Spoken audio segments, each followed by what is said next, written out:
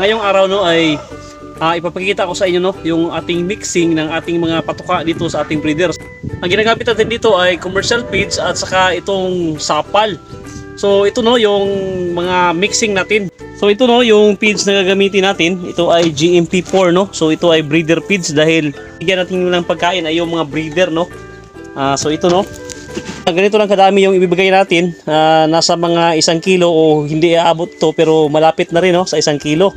So lalagyan natin ito ng ilagay natin no, sa ating balde. Yan. Tapos lalagyan natin ito ng tubig para bumuka no, yung feeds natin para dumami siya. So ayan no, lagyan natin ito ng tubig. So yan. So kailangan no na lagyan natin ng tubig para bumuka siya dahil ihahalo natin itong ating sapal sa ating feeds commercial at saka organic no yung ating patuka dito dahil sapal yung gagamitin natin no. Ito yung byproduct ng ating mga niyog. So ganito lang kadami muna no yung ilalagay natin ng tubig. At saka hintayin natin no, ng ilang minuto para bumuka yung feeds natin. Saka natin lagyan ng ating sapal ng niyog. So ito na no, bumuka na yung ating breeder feed. So lalagyan natin no ng sapal. So sa ganito kadami na feeds ay pupunuin natin no ang sapal. So ganito yung mixing natin. So napakalaking na save natin no dahil sa sapal ng niyog. So ito no.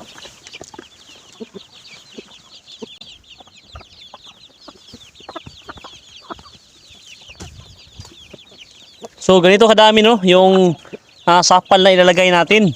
So ito ay para sa ating mga breeder no. Pero bali dalawang mix no yung gagawin natin dahil para doon sa kabilang breeder at saka doon naman sa kabila no dahil mayroon tayong tatlong breeding pen sa ngayon. At ito yung mga sapal natin ngayon no. So ayan. Napakaraming stock natin ngayon no. So ito ay aabot pa ito ng mga 3 araw sa pagpatuka natin. Hindi pa ito maubos no ng mga 3 araw. So by Monday siguro ay meron lang tayong kukunin na sapal.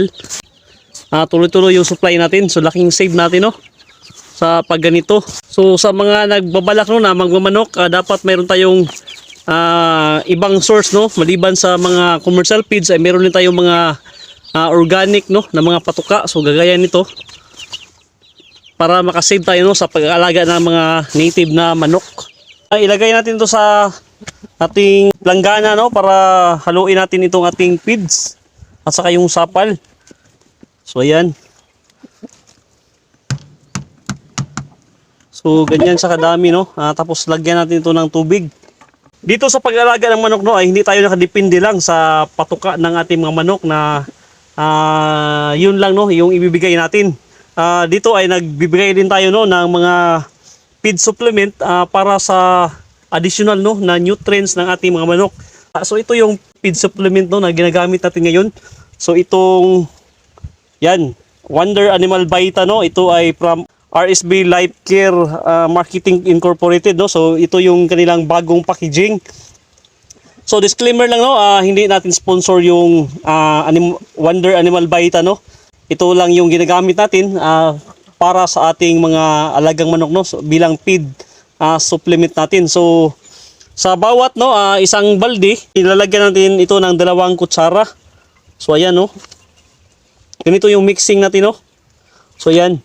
Simula no nung gumamit tayo ng feed supplement na yan ay maganda naman no yung kanyang resulta dahil araw-araw no ay meron tayong itlog na nakukuha at very productive na yung mga manok natin sa ngayon. So ito no, haluin lang natin itong ating feeds. Tapos lagyan natin ito no ng konting tubig para mabasa siya. Palagi kasi natin naririnig no yung Wonder Animal Vita sa radyo dahil ganito tayo no sa farm. Ang kasama natin dito ay yung radyo lamang. So palagi natin yang naririnig sa radyo no na ini-advertise.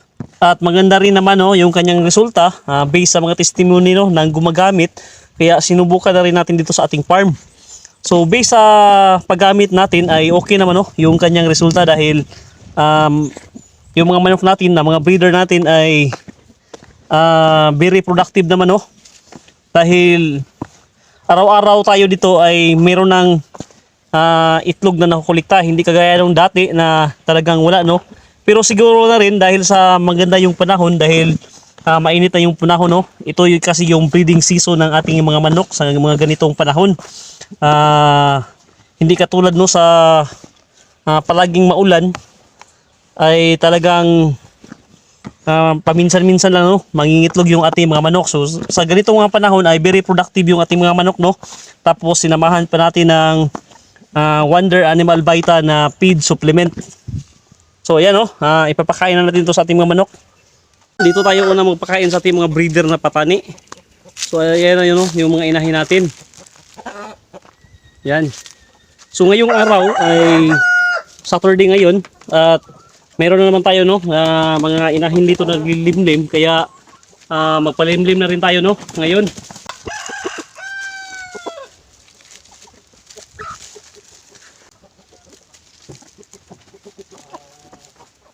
So ayan, no, yung ating mga patani. Yung mga inahin natin ay talagang maitim, no, yung kanyang mukha. Pero dito sa ating tandang ay yan, parang normal lang, no, na manok. Ngayon ay mangungulikta na rin tayo dito ng mga itlog. So ayan, no, meron tayong 3 itlog dito, no, ang ating patani. Yan. Yan na yung mga itlog ng ating mga patani, no. 3 itlog yung ating nakulikta dito. So meron tayong isang patani dito, no, na naglilimlim. Yan. At saka meron pa isa dito. So ayan, no. Yan yung mga patani natin, no. Yan, talagang maitim, no. Pati yung kanyang palong ay maitim. So ayan, no. Meron tayong 3 itlog. So tingnan natin, no, sa ibang pugad kung meron bang itlog. Dito naman tayo, no, magpakain yung mga sampi natin dito. So merong isang patani dito, no, na lumipat. So ayan, no. Siya yung naiiba dito.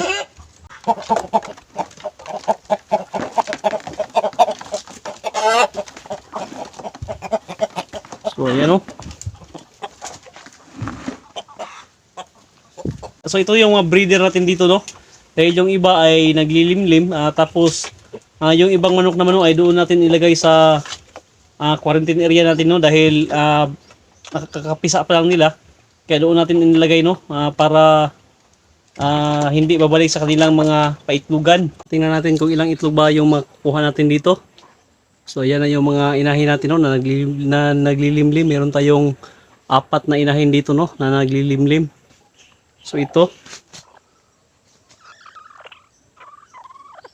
So ito, no, may itlog dito. So ito ay ito yung bagong itlog, no. So itong 3 ay mga lumang itlog ito, no. Ito yung mga walang laman, lagay natin dito, no, para limliman ng ating manok. So ngayon ay palitan natin ito, no, ng bago. Dahil ito yung mga bagong naglilimlim natin ng mga inahin ngayong linggo. So meron pa isang itlog dito, oh, sa baba. So ayan, no. Kunin rin natin to. So ito, no, yung mga inahin natin na naglimlim last week. So ayan yung kanilang mga itlog. So ayan, ayan. Lumipat. So dito meron tayong dalawa lang, no, yung itlog na nakuha natin dito. So ayan. So yan, no. So maglagay tayo ng panibagong itlog dyan ngayon dahil may isang inahin, no, na naglilimlim.